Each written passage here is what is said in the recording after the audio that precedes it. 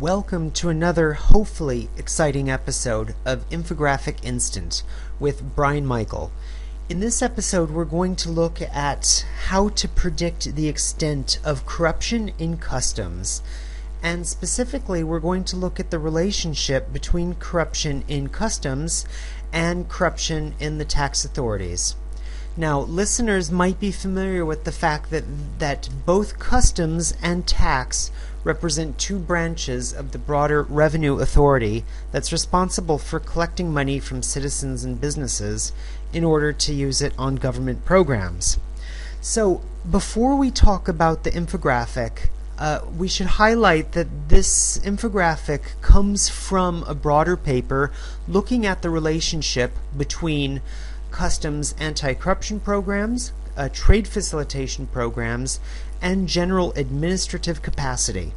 And we find that in general it's not possible to reform a customs agency slowly or piece by piece, piecemeal approach. It has to be done using a big bang approach.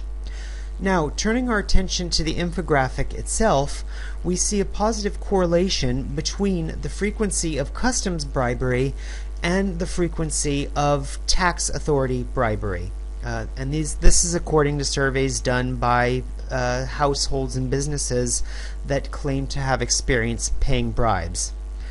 A correlation like this is useful because if a customs agency wants to know the extent of corruption, this data suggests they should look to their tax authority.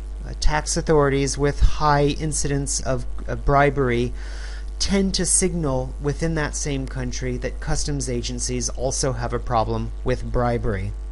Now, stepping back and thinking, well, what does this mean for senior policymakers?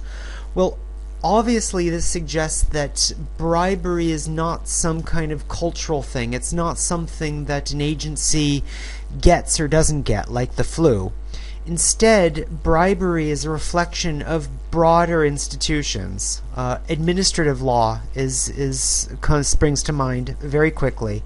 Usually when conducting an anti-corruption program, one focuses on administrative law and on the law of civil servants, if we're looking at civil servants in the revenue agencies, or looking at human resource provisions in the organic law governing customs. So these are two areas that are influenced by the broader legislative framework, by broader economic relationships, and which might explain the correlation we see in this infographic. This has been Infographic Instance with Brian Michael.